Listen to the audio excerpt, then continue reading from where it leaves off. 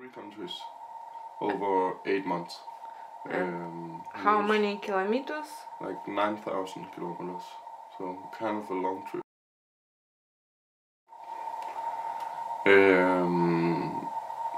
And the first 4 months was on my own, and then my friend Søren came and joined me after he finished his job, and we cycled together for the last 3 months or 4 months, which was nice to have company on the way. I really like both aspects, the solo traveling on the bike, but also having a friend with you, especially when you don't know the language properly. And it's nice to be able to talk to someone once in a while about stuff, not only presenting yourself and telling people where you're from and what your project is about. And you probably know all about that. Say me about people. Of course, it's more interesting. Which interesting people you find? In Argentina, it's really scarce with people. There's not a lot of people living in the countryside, but all the people who I met there were all really friendly and really nice, and invited you in and served you lunch if you accepted their invitation, and usually I did.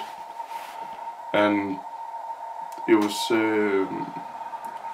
even though I didn't know the language really well, it was really easy to feel comfortable in people's company. And I think that's in some way when the people of South America understands that you're not dangerous, then they will open up completely, and they will invite you home, and they will let you meet their kids and their wife and everything, you know.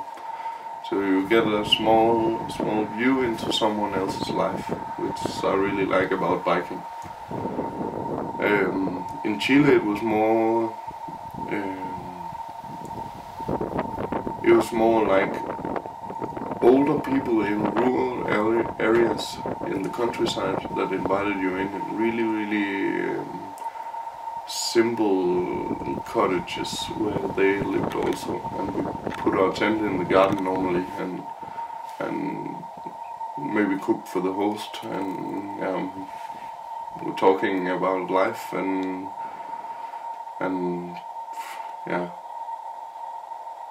everything, I think, but again, it was a little bit hard with the language, because in the countryside they talk differently than they do in the city, and it's a lot harder to understand, and it's a lot harder to have a real conversation going. Mm-hmm. So, did you meet travelers in your travel? Yeah, I did, but not a lot, because I avoided the big cities mostly.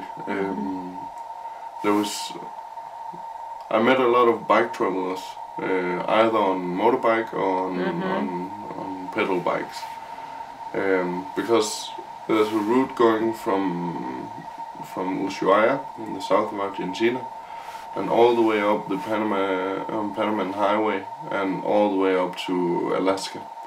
And a lot of people are doing that route, all parts of that route. So we kind of met each other in strategic points where people knew that here you can get food and water, and because South America is, sometimes you have 300 kilometers in between two places where you can buy food. Yes. So you have to plan like a little bit more ahead. Something. Yeah, exactly.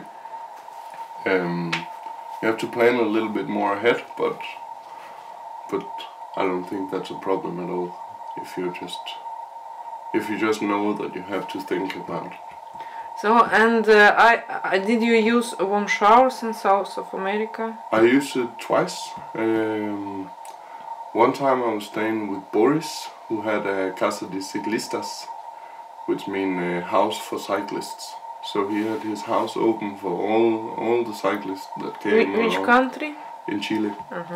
In a small town called Coyhaique, in the central part of Argentina, or of Chile. Sorry. And then I used it for my first encounter with anyone from Argentina was on my second day of riding. I used it in Las Flores. It's a small town close to Buenos Aires. It's called The Flowers. And they invited me to stay for a few days, and they had the local cycling community came over for Saturday evening and made a big meal, and we had a cycling party because I came there. It was really nice. So eating and dancing and talking and Really? And that was my second day of everything. But it's not a lot. It's not a lot of places you used. No, usually I used my tent and slept out in the open. I had a bivy. That's a waterproof sleeping bag that you put over your other sleeping bag, and then you can sleep under the. And no problem with animals? No, not at all. No problem? You're not scared? There's like a mosquito net. Yes. But no,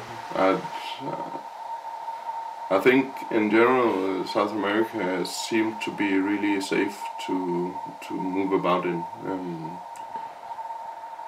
Like I was never scared of people. Okay. We were riding 400 kilometers through the desert in between 3,800 and 4,900 meters.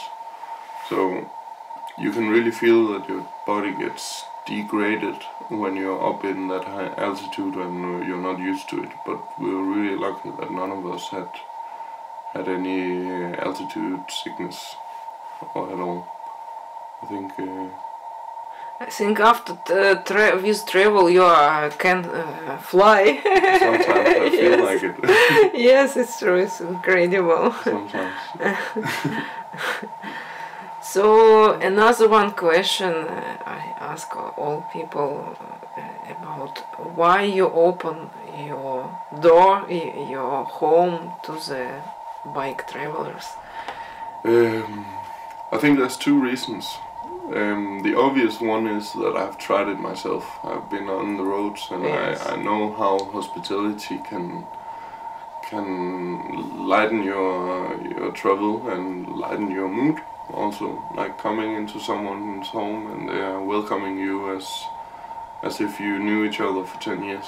I really like the way of coming into someone else's house and experience their life. If it's 10 hours or if it's 2 weeks, it doesn't really matter. Just coming in and seeing how different people live different lives. And I also want to give that back, of course. The second reason is that I kind of miss traveling when I'm home, and I have a little bit of a feeling of traveling, or the sense of meeting foreign people and meeting people who come from different societies, and understanding differences in between people is good when it's in your home, because you can relax and make people relax also. And I really put a high honor in doing so, also because I know that the times that I've left a house where I've felt welcome, I always. Maybe you say a little bit about your future bike plans, if you have, maybe. I have a dream of going from Denmark to India on the bike. Long trip. And when I came home from my latest travel, I actually wanted to go more or less straight away to the bike trip. But I had some problems getting the visas arranged, and could not get the visa that I wanted for Iran, and couldn't get anything for Turkmenistan, and couldn't get anything for China, because I did not know the certain dates that I was going to travel. And then suddenly I found myself looking at houses, and I spent the money that I should have spent or I could have spent on a bike trip on buying this place together with Thomas. And I think that postponed the biking a little bit, because that trip would be more than a year. I think it's like 15,000 kilometers, more or less. But I still have that idea in my head, and I want to do that at some point. But it's not gonna be this year. Apart from that smaller cycling trip I want to cycle a little bit in Denmark. Have like 4 or 5 days trips around, just because there's many nice places in my own country that I've not seen yet. Yes, and you have a perfect country. Yeah, it's nice, and it's good for cycling, and the distances are very short, and there's a lot of variety in one day of cycling, compared to South America, where you can go for 2 weeks in something similar. So Okay. I think Denmark is an interesting country to travel in, also when you are native.